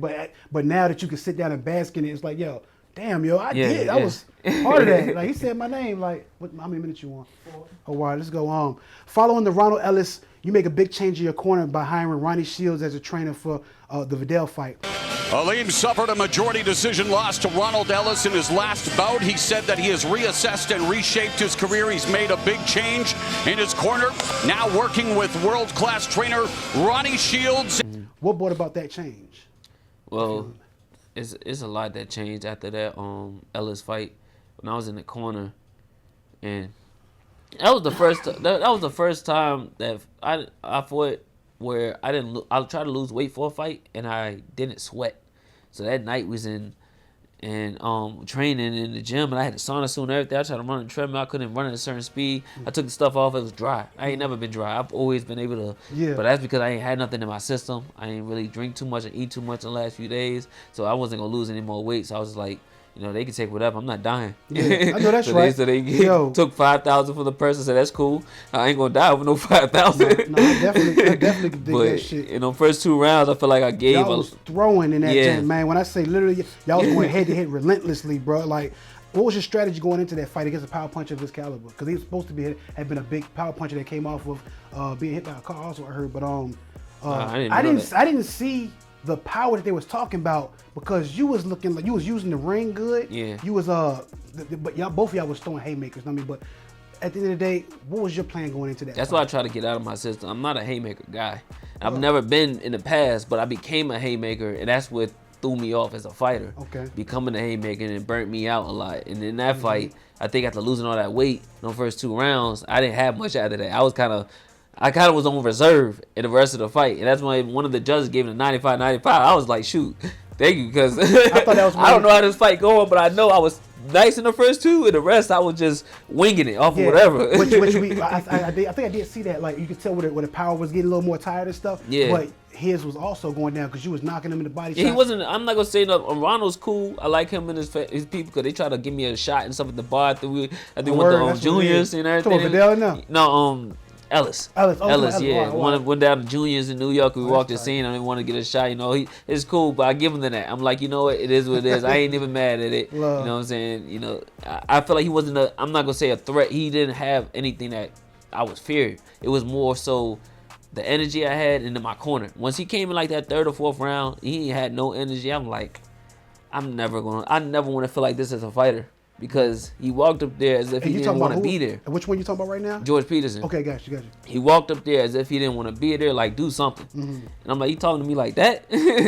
Like, you talking to me like that in a time like this where I could die positively? Like, just, I don't know what you're going to do. Like, you don't even know what to tell me? Yeah. Like, my life's on the line in here. You don't even know what to tell me. That made me feel a type of way. Yeah, and I'm like, nah, that's it. After that, I can never let you be in my corner ever again. Respect. Like, anytime as a fighter, you just I'm like, it's dangerous to take a shot in there and you can end your life. But you feel like you don't even know what to say to somebody, you just up there. What fight was this? The Ellis fight. Okay, got you. Yeah, because I already burned myself with the weight. I'm doing this and that. And then our chemistry wasn't there. He wanted me to fight a certain way versus me fight the way I naturally have. Like, because boxing, you're individual. You're in there as a fighter and you see what you see. But he wanted me to be robotic. He wanted me to be just say what I say and do what I do. I kind of felt that because watching your fights, I'm like, yo, something's changing about him, bro. I'm like, yo, I feel like he's not doing what he wants to do. But I don't know where it was. I mean, when I was watching you, he was 22 years old. You had more so, like you said, the shoulder roll. Everything was more Mayweather looking and stuff. As you got up more so, I seen a James Toney, brolic, let's get in the jank, move around. But then it was like towards the Vidal fights and stuff, is where you see more dancing of the leg movement and stuff. I'm seeing him move around a lot more, but it goes away a little bit into the fight, and it goes back to, all right, let's get in this ring and fight. Yeah. No more running. More running. If the fight that they took off with the ESPN, I don't know if he had something with Teddy Atlas, because he got that fight probably taken off the YouTube, because Teddy Atlas said when I fought Rojas that my legs changed when I was trading with the Rojas. And he seen when I started moving and bouncing, that's when I caught him. And I finished him in the last 15 seconds. And that's when the famous promoter, I want to get his name wrong, cause it all ties in with the Andre Ward too. Shoot, what's his name? His brother's another promoter on the TGB, Goosen promotion. And Goosen had died from 6 months later, I guess, with an illness. But he had Andre Ward, he had all the greats, a lot of people, and Dan Goosen. He's the famous Dan Goosen. He came to my corner at the end of the knockout. He said, man, you're going to be a star. He said, you box, you bang. This is what the people want to see. He said, you got everything. And after that, 6 months later, he died. Damn. And that changed, and PBC got made, and then I was with PBC. It's just so much stuff that happened behind the scenes that I wasn't aware of as a fighter. and never got brought to my attention. Yeah, so. but I know a lot. No, I bet I know a lot of shit behind the scenes that people ain't gonna know. At the same time, I guess you need to be focusing on fighting and making sure that you stay healthy for these fights. You know what I mean? And hopefully you have a good team that's taking care of the behind the scenes stuff for you. Right. You know what I'm saying? But you don't, like I said, you don't know what goes on, which is the thing I would love. I feel like he did a good job as a manager. I feel like matching up. I see what he was trying to do, matching up for fighter, but not developing the fighter. Especially a fighter who already has particular skill sets. It was like you was kind of washing and watering it down. And if you look at it, I'm the only one who kind of was prevailing even since that whole pot of fighters. And it got down to just me. And I'm still prevailing by myself, showing that what was working. Because that helped when I went to the Charlos. When I went to the Charlos in 2019 and went to that transition that you was asking me about what changed, then I got Ronnie Shields because they asked me to come out there to spar. Went out there to spar and helped Jamal Charlo prepare for his fight against Sergey Derenchenko. And since then, he won flawlessly. Derenchenko was his threat coming up, like the Kitrov. They was from the same stable in New York. So Kitrov, to me, was the better fighter. Derenchenko was really a good fighter, but he was more like a Lomachenko. He kind of more angles, and he punched and everything. He was strong, too. And Jamal was able to, like, flawlessly beat him good. And I went out there and was able to give him everything he needed as a fighter. Because I looked up, as a boxer, I really dived into my craft. I'm doing basketball, I'm doing anything, I dive into it. So boxing, I see sparring partners became champions. Sparring partner, you don't just always going to be as a competitor. I'm not going out there with no ego. I'm like, I ain't trying to be better than you, because on wax, to be honest, like, Jamal had a contract against me. It's a contract that was there in 2019 for me to fight. And that never got into play or anything. But the following year, summer, I got called for sparring. So that was like when I got through my manager and everything. So I just took that opportunity. I asked my dad, I said, first, actually, let me wind the back. Derenchenko team called me first. They called me and said they wanted to bring me up there to New York. They never told me what the money was or anything, so they never called me back either. So got another call from Heyman team. And he's like, hey, Jamal said they want y'all in camp. I'm like, shoot, what they paying? X amount? I'm like, oh, you came back. They gave me a price. I said, talk to my people. I'm like, look, we know Jamal and them is number one. He moved up from 54 to 60. I was already banging at 60, so he came up and jumped up from not beating Julian Williams, and now he about to take over to 60. But I'm up here already. So then we already know we could fight each other, but I'm like, all right, should I go to his camp or not? Should they ask? My dad's like, look, at the end of the day, we always want you to be around the best. My brother, like, you need that. You need to be around the best and this and that. So that's why I went through there, wanted to help him out, assistance, and then being with Ronnie Shields. Ronnie Shields helped me a lot. He gave me some good connections and everything. I was trying to handle my situation with the management. Had a contract thing. He had power of attorney on me in the contracts, which is why he was making all these moves around me without me saying anything. He already had my consent from that power of attorney, because we had re-signed in 2017. Just like, it's a bunch of stuff that happened that shouldn't have happened and didn't happen correctly, but because he took our ignorance. He took our ignorance and he abused that. You know what I'm saying? He had innocence and we was obedient, and he abused that, and we was just being loyal at the time. So all that just play a factor in every way how we perform and how we do a lot of things. Like, we didn't, like, being an amateur, you're free from all that. But once you go on pro, you got all this stuff and emotion. These people makes you perform differently. And at the age where I'm able to decipher this now, because me being younger, I couldn't figure that out. Because of my age, I couldn't figure out. I knew what was going on. I didn't know how to say it. And that could have been my anger. It could have been whatever. Because when I knew what was going, I blow up. And I'd be ready to punch something. And my brother chilled me out. He like, yo, relax. Just let him. I'm like, nah, man, this ain't right. It don't feel right. You know what I'm saying? Every day I'm feeling like this. But I'm just tolerating so we can get to that next level. Because I know what I'm going to do. I believe in myself enough. But I feel like they didn't believe in me. And I had to keep proving that every fight. Facts. After being gone for 2 years, you come back with a knockout win on Antonio Hernandez with the body shot that folded him up, which leads to the Malcolm Jones fight. You know what I'm saying? But first of all, before I get to the Malcolm Jones fight, that body shot was crazy, bro.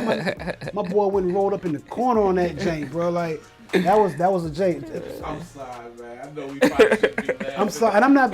But that damn clip, I'm sorry. Yeah. Real talk. What you? See, I want to give out your sauce, and it's might be seeing. I was gonna ask you what you think is your your signature. But I don't. You think people? It's everything. Gotcha. Whatever's open, I go for it. Respect. Like I don't try to feel like I'm limited. And that's real because your body shot's crazy. His overhand hook is crazy. His uppercut is insane. The uppercut, you just taught. Hey, I told him you just taught me a new uppercut, bro. Because I'm definitely now saying when we get to the Gupkin fight. Oh yeah. That shit's crazy. But like I said, that was after being off for 2 years. You come back with a knockout win on Antonio Hernandez with the body shot that folded him up. That leads you to the Malcolm Jones jank.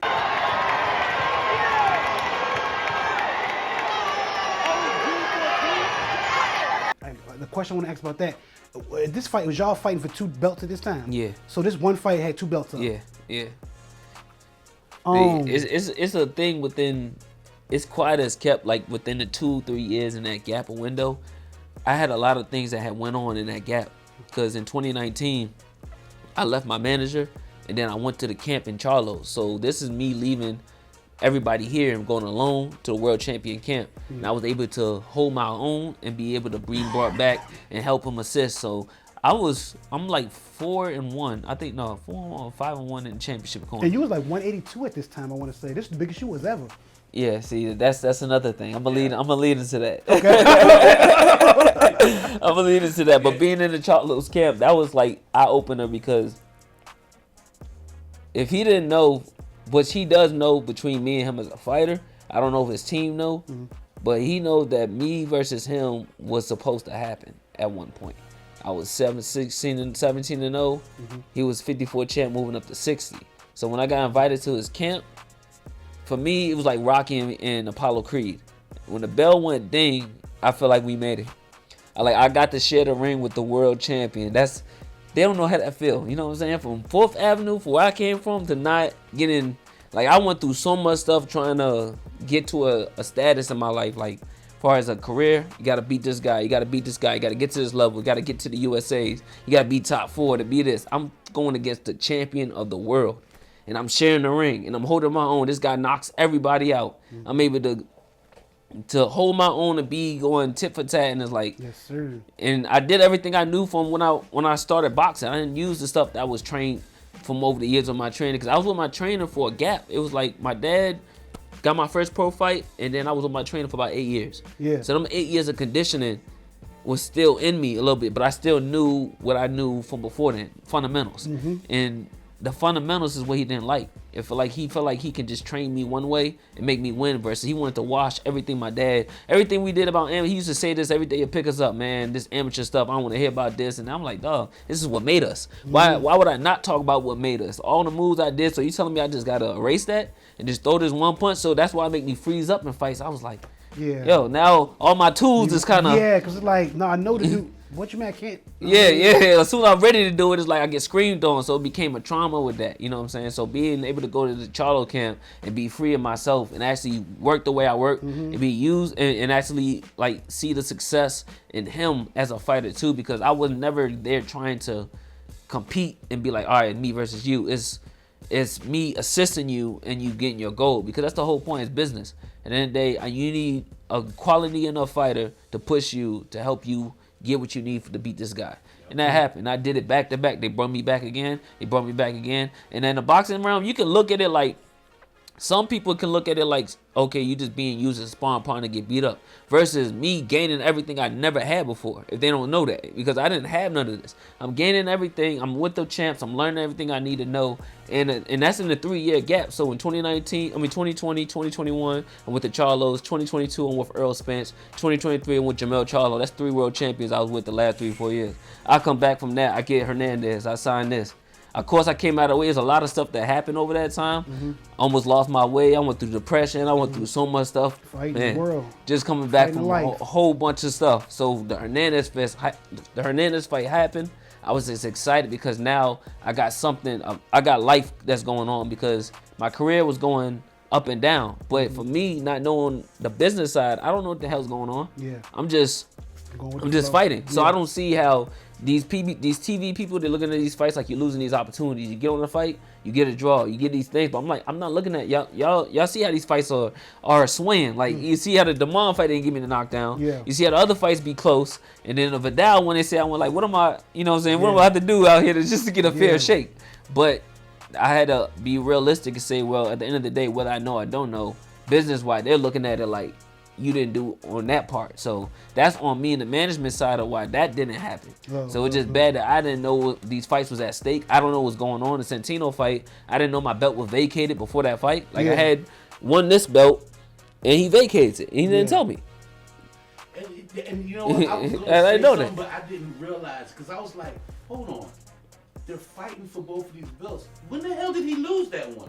Because we was looking at it, I was like, he didn't lose the belt anywhere. I was like, never lost it. So I was like, why the hell is this thing vacant? He told me later on, said something about 3 months or a certain time you got to defend it. He said to let it go. I'm like, you didn't tell me that. Like, it was never nothing to be brought to me about like my you was just stuff. in there fighting, going to fight. Like that's how he looked at us. He said he used to make little sayings of, like he look at like you got to have these horses. Like, look at this like horses.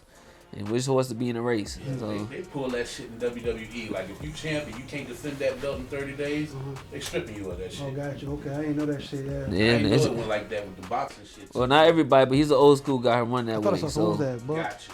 yeah, that's what I was stuck in versus having the people around me that cherish fundamentals and boxing and pure skill. That's who the people I need to be around. Those the Andre Wards, you know what I'm saying? Those the guys that I looked up to going up to Floyd Mayweather, but he didn't like that, so we was everything opposite, and we had to deal with everything opposite, which is like the torture.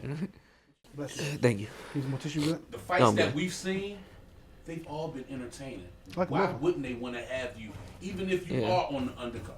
Why would they wouldn't want to have you? I know I was an entertaining fighter. Even with my promoter that I done with Tony Jeter, I came in with a plan already, but I know he looked at me like a fighter who's trying to get back on. Like, not only trying to get back on, he looked at me as I think to me, he looked at me as a journey fighter, where just get on in the card, make some money and fight.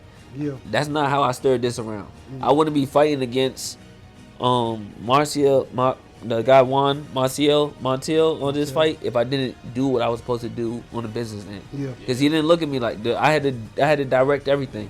Yeah, I remember saw somewhere where you was talking where you felt like, I don't know if you said somebody specific, but you felt like somebody was trying to keep you as like a gatekeeper. Yeah. That's the industry of the boxing world. They try to make it seem like you're the fighter, like the Vidal fight. They want to put me against a name to beat so they can uplift their guy. But it's like, I'm not that type of fighter. I'm trying to get to that championship, and I didn't feel like I didn't get my fair shake because I didn't get to fight the way I wanted to fight. I've been fighting off of pure just will. Bro. Willpower, not me fighting the technical way I want to fight. Not like me and my dad make the fights easy because we fight. The way he articulates and understands me is like we like. What's the word when you kind of do things at the same time, like telekinesis or something like that? Ambidextrous. Oh, left hand, right hand. Oh, it's like telekinesis. We both know the same thing. Like he'll say something and I'll just do it. Gotcha. We always been telepathic. I don't know what the hell it is, but I know what you're saying. Yeah, though. telepathic. Yeah. It's like that telepathic thing we had going on. So as a fighter, then my dad been learning coaching ever since he became a coach. So from then and following USA Boxing and study, he been studying every day, passing his tests, being experienced coach year after year. And then he got my nephew who's a 3-time national champ. And then we got other fighters who's top in the nation. Like, my dad is showing a pure breed of his culture. Oh, yeah. And him being in my corner, he always knew how to bring it out of me. So him being back in my corner is like, it's everything made for a reason. Because now he's a qualified coach of 18 years. I'm a fighter of 18 years. We both back together. And he's always been there because a lot of people don't see every day I came home, he mentored us. He talked about what we did in the gym. I think you should have sparred harder. I think you should not take these shots. So he was like, they don't understand the fire I had going into the gym the next day because I got to hear his mouth at home. The gym was only 2 hours. You know what I'm saying? They be thinking like boxing's all your day. Like, I got to go back to Holland Park. I got to go back. The Pops. Real talk. All right, so look, now we're up to more current date. July 20th, 2024, Jeter Promotions, Maryland Live Casino, where you were defending the Universal Boxing Organization Continental Super Middle against Gubkin. I felt like this was a good show, even when y'all was in the weigh-in, in the ring, you know what I'm saying, how y'all put on for the show and stuff. With this being your first time defending the super middle belt, did you find it more difficult to gain a title or defend the title?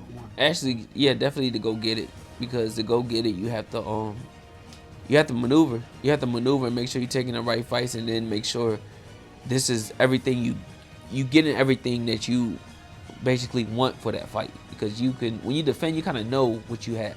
Okay. You already know what's at stake. when you're trying to get it, you don't know what's at stake, but that's what you're fighting for. You're fighting for the unknown. You're fighting for, I know I'm getting this belt, but what comes with this belt?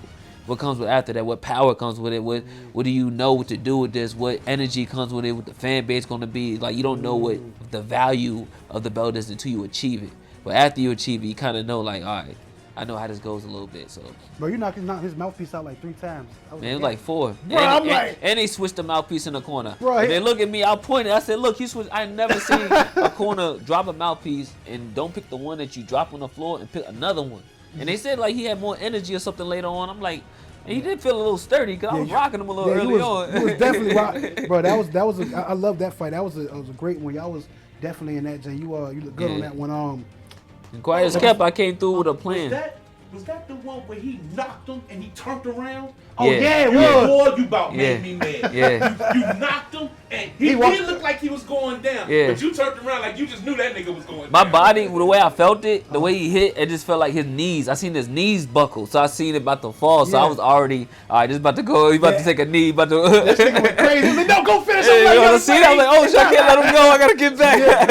3-point like walk away shot. Yeah, he Steph Curry that joke. Cause I seen his knees wobble like they almost hit the ground. I've never seen that. These Russians you be fighting, man. They can take punishment.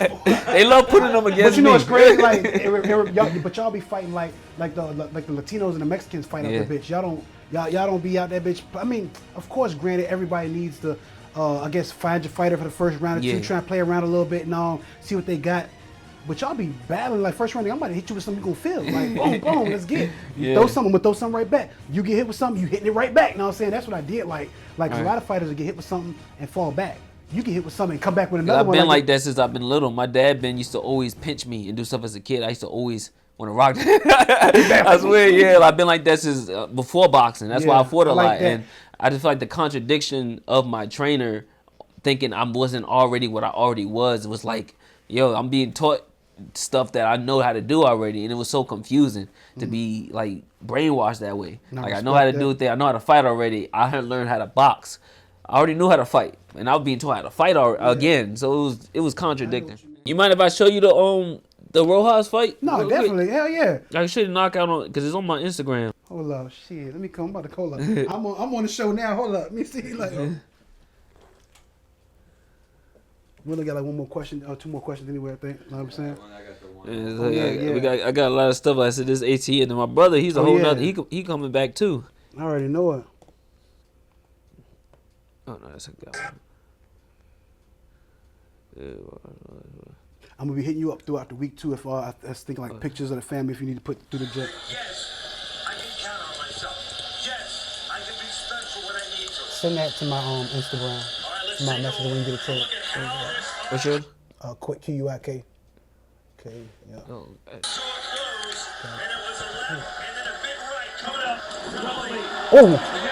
whoa, he's standing up. He knocked out standing up. Run away from me, bro. That's it. Bro, no, I need that.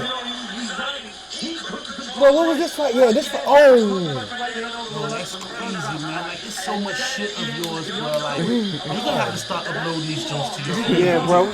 They took this off of YouTube. It used to be on it. Yeah, but I said, we would have found that. We would have definitely found that, Jank. I feel like what fight was that? That was the Rojas fight. That was my ninth. I think I was 9-0 going to my 10th. Okay, got you. Damn, yeah. I feel like that fight because Teddy Atlas, because him being older, he listens to commentators. You see Rojas' eyes, they are blank. His legs become, as I said, your mom's spaghetti from 2 days ago. And he wobbles all over the place. He didn't want to wobble. He wanted to stand, but his legs wouldn't listen to him. And Aleem gets the win. So yeah, that was Oscar.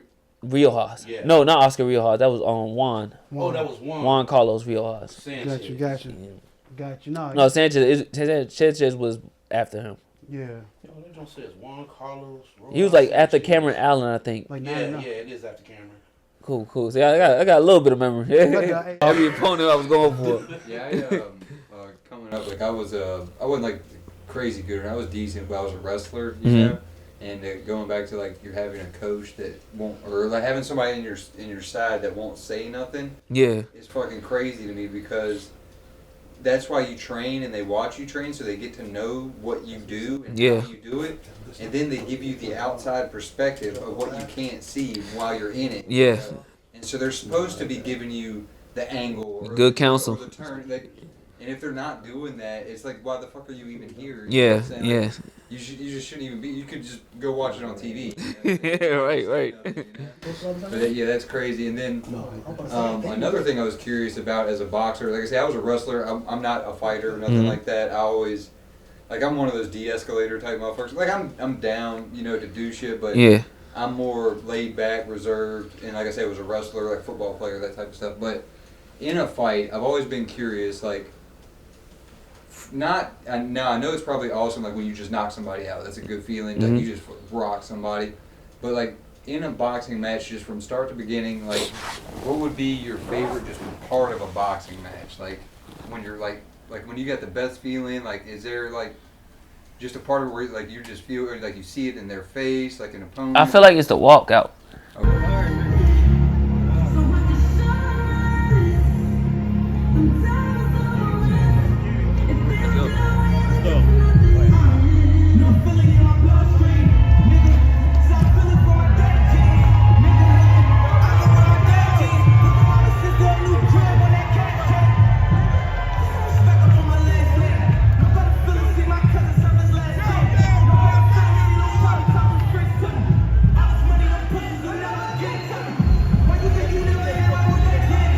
The walkout to me was always like, not even just like basketball.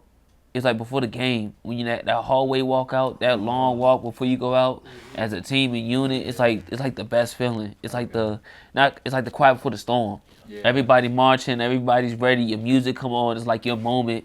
Your limelight. Like that's a surreal moment right there. Oh, yeah. That's the moment I like the most. It's like right before preparing, right after we walk out. All right, everybody ready? It's time to go. Boom.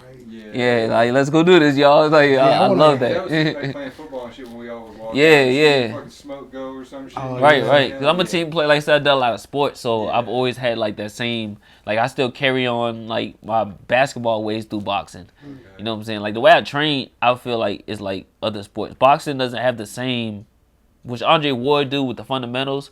It's like it breaks it down, but boxing isn't like how basketball is. Like, you know, you don't work on your layup and you like, hey, do your hook or your 3-point shots. Like everybody just has. Well, depending on your trainer, they do their one thing. Like they might just do that one punch, and that's just like doing a 3 all day. It's like, when are you working on your basics? When are you working on your other stuff? I like to work on every little move. That's how I am. I'm like how basketball is, because you got to work on all your stuff. You want to get into football? Like, cause I studied a little bit of like Muay Thai, like some martial arts and stuff like that too. You know, and it's all about like which way your foot's pointing. You know, exactly. Like, if you're gonna do something, if you're gonna throw a punch, your foot should be this way, because that's going to give you the most spin, like the most velocity, versus if your foot's this way, then you have no power, you like nothing to come off of. So imagine having something like that being washed away, and then now you just got to learn to do it differently. That's how I basically had to be, and just like, all right, I used to having certain moves to just do it like this now. Yeah. It's like, oh, like, shit. What Bruce Lee said, you got to be able to flow like water. You know what I'm saying? You got to be pure. You got to be able to flow. Let the man flow. You know what I mean? That's why I like studying different types of martial arts, is just to be able to know different aspects of shit, you know. Right. So here we are. Upcoming November 9th, 2024, Maryland Live Casino. We got the chosen one, Immanuwel Aleem versus Juan Montel for the WBC, right? Super middleweight? Yeah. Brought to you by Jeter Promotions. You ready for this one? Yeah, 100%. When I seen the name, I knew that was the name I wanted to link my name up against. So I was like, yeah, this is the right fight. This is the fight that needs to happen. A fighter like him who's coming forward, and a fighter who has a history of how the fights I put in. This is a fight that you could pay for, but it's local. It's not on TV. It's here at the Maryland Live. It's more regional versus trying to be like global. Like this could be a packed TV fight. Respect. Am I allowed to ask you how did this fight come about? Me. Respect. I like it. Mayweather right there. That's how you got to get though nowadays, bro. You can do everything ourselves. All you got to do is do it. A lot of people don't like to take the time to do it. Anything you need to learn, you can learn. You can run this whole business by yourself if you need to, bro. Yeah. Real talk. It's just all about having the time to know it, or with the right people. Know what I'm saying? And see, with the history of the stuff I went through, I had to realize how to, double down on what I know now. So I maneuvered to make sure this structured to where this was the opportunity I look for. So it's, shout out to Jeter Promotions, but I he gave some names, but I had to like orchestrate my career correctly. So when this name was presented, it was something I definitely knew what the caliber was, and I'm not gonna say like they did it, but I know that wasn't on the table. It was some other fighter who was acting like they signed a contract and talking about they was a fight against me. He's on the page and talking like this and that. I'm like, I don't know about you, bro. Like, I know he came up with something, but why'd you sign something I don't know about? See, that's that stuff I went through before. I'm not dealing with that no more. I'm not going through where you're just doing stuff out of mind, not letting me know. Like, I need to know what's going on. I need to know what path I'm going on. I have a plan for my career and myself. And if you don't care about me and myself, I'm not worrying about that. Everybody care about themselves. I seen it because I came in there with an open heart. I came in here learning the ways and doing what people do. And once I seen how they carried, I got to focus and do what I do for me. So I orchestrated mine and got that fight. And when I seen that opportunity, I said, hey, I want that name. That's good right there. What can we expect? What should we expect in this fight? I see you're going to expect one of the best fighters in the game. Best fighters in the business. I've been doing this since I was 12. You don't see too much fighters other than like Javante and a few that's been there since kids who actually, you know, grew up and went through the whole amateur rankings and everything. Like, I represent USA Boxing. I represent the region of DMV, the DC, Maryland, Virginia. I represent Richmond, Virginia. I represent, you know, New York. I represent the Jamaican side. I represent a lot. And to have that going into this fight, is all I want to do is keep showcasing the skill and the heart, and definitely Holland Park, because if it wasn't for Holland Park and the grit that I got here, you know what I'm saying? I'm born from New York. I grew up here. This is my home. Like, this is what molds me. When you go outside and look throughout the doors, like, outside of the gym, they don't realize, like I said, gym is 2 hours. Like, after that, I got to make it back home. I grew up where everybody didn't make it back home. We have stars I still look up to, like recipe to G. And that's Garrick Ellis, and he was one of the stars like me as boxer. And I looked up to him as a basketball player because I played ball. So to see what he could have been and where I'm at right now, I gotta, you know what I'm saying, I gotta represent, because we don't make it out where we at. There's not a lot of people who's here and they don't understand that. They kind of belittled us. We went through a lot of stuff. There's a lot of stuff I didn't speak about because I put my head down and I work. You know what I'm saying? I just get to work and I gotta just make it happen, because where we come from, I couldn't cry about it. When your boys pull up and say it's time to fight, you can't run, you can't whatever. They fighting you right now, so I ain't had time to cry about it and mope about it. I try to fix it and just keep it moving. So that's where I'm at with it. Where can they buy tickets for your next coming fight? Hit up this number 804-486-0104. We got the first 2 rows around the ring, so make sure you hit that up. We want everybody here. You know, this is a title fight. This is against a guy who fought against world champions, and he competed and he got 100% knockouts. He's 23 with 23 and 6 with 23 knockouts, which means one punch he could put me out. You know what I'm saying? So definitely be there. Make sure you hit that number up and contact, call, or text. So, what's some game that this last question? What's some game that you can give to the youth growing up?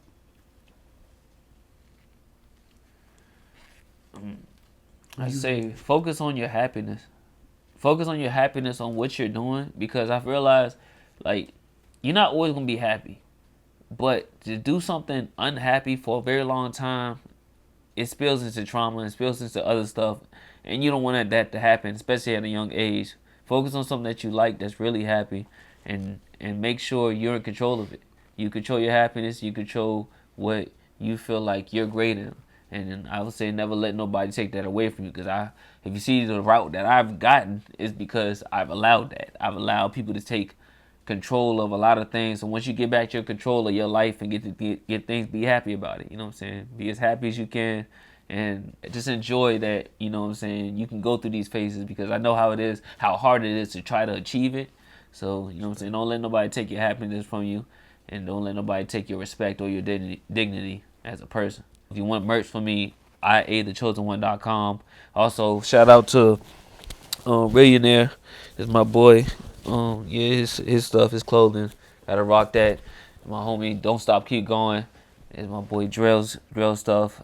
Shout out to Beezy and all the team, and Noah O, and Noah, you know, King, my guys. Everywhere we go, people wanna know who we are. Yes. This is the block, mighty D block. Everywhere we go, people wanna know. Yo, the revolver, the Maddie's cool, knife game like the deepest. No niggas that go to jail just to get the deepest. Think I give a fuck what you heard say when I got the nigga that you trying to be watching my wordplay. Now everybody wanna be Pac till they ass really get popped and they die on the third day. It's a beautiful thing. I can hit any one of y'all options. A beautiful thing. Body is finished. Maybe they can save the tooth. Call me Kiss or call me the Black Babe Ruth. That many hits, fuck that. That many bricks. D-block, that many niggas. Gas to your lips. My dope is two-tone, but I had to change my spot because it turned into a drug-free school. Let's go. Let's go. Top 5 dead or alive, and that's just off one LP. Rap sheet loose up in your motherfucking chest. Walk with me. J-Hood, 2 guns up. All I know is bitches and money, grams and guns. Here's why they call me the ghost. Cause all the other hard niggas, they come from youngest. I hit him with the... Yeah. Before he caught me, I jumped in with the hook, right? And my right foot didn't get no grip. So when I put my foot down, it stumbled and the referee thought I was hurt and I wasn't hurt. That's what I thought. I said he went back and caught himself. I'm like, yo. I It said, almost looked like you extended that leg. I jumped and I showed him. Which fight it was. I think it was the heat trough one. It was the heat trough one. I was like, dang, something happened with his leg. Cause I dropped him and then he came back and caught me because I leaped in, but he threw a short hook and I threw a wide hook. And by the time I put my foot down, it kind of wobbled. I was like, "Oh shit!" And I seen the referee in the corner of my eye, and I know this is a title fight. So, in them instances, you know when you're not the.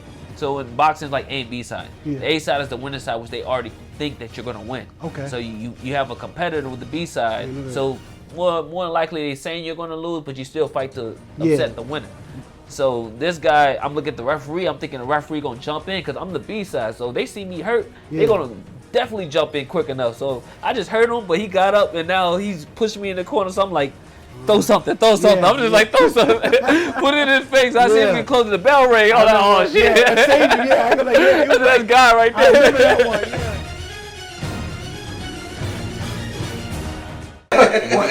The audio ain't gonna be that good. Huh? The audio ain't gonna be that good. Still hooked up. I'm still hooked up. Yeah. What you were saying about the Hernandez fight? No, just like hold it out like a mic. The Hernandez fight, well, I came in. So what happened, me going through Jamel Charlo's camp. So I helped Jamel for his fight for being undisputed. He called me. I was back here in Richmond. Just got home from Jamal's camp. No, Earl Spence camp. I helped Earl Spence get back for Ugas. So Earl had the car accident. And he was preparing back, and he helped. He had to go against Ugas.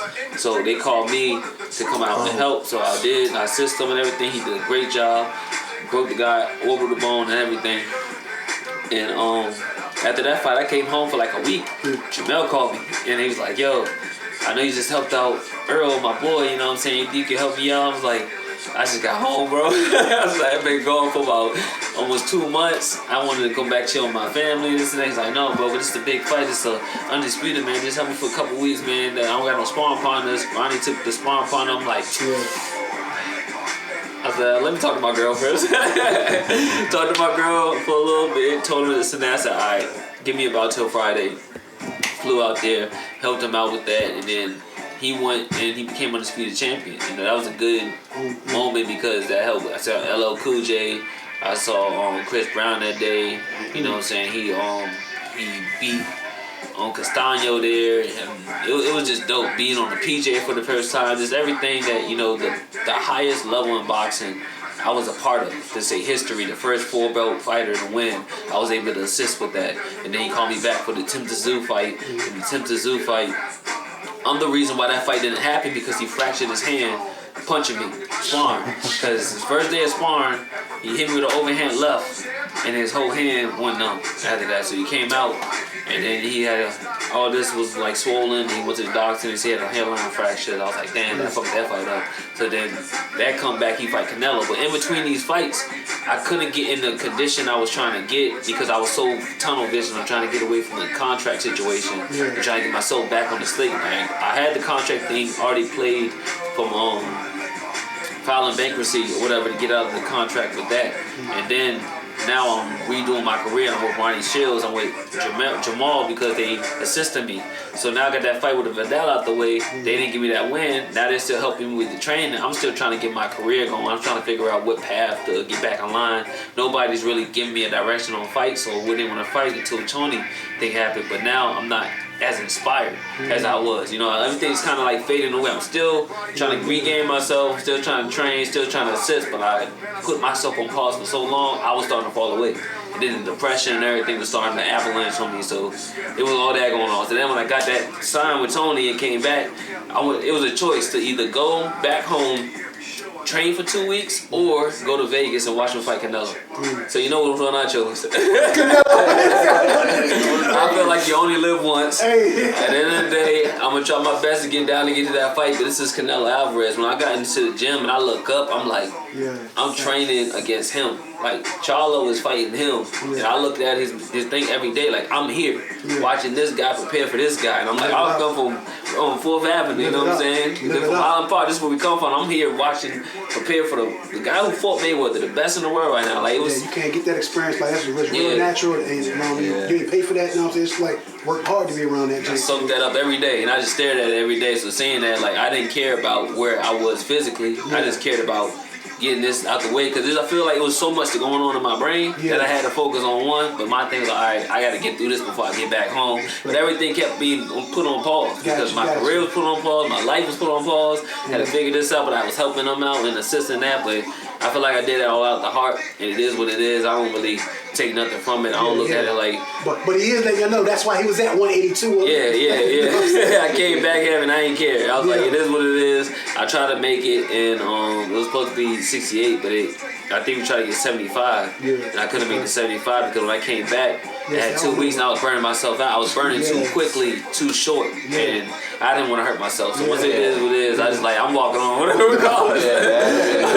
I took the bitter with the sweet. I said, fuck it. You know what I'm saying? Respect, yo, man. Hey, yo, so I came back the next fight and I said, all right, I came back to Jones. So I came right on weight. I said, let's make it up. And came and got 2 more belts. You know Yo, it's been a good interview, yo. With CGR Productions, y'all.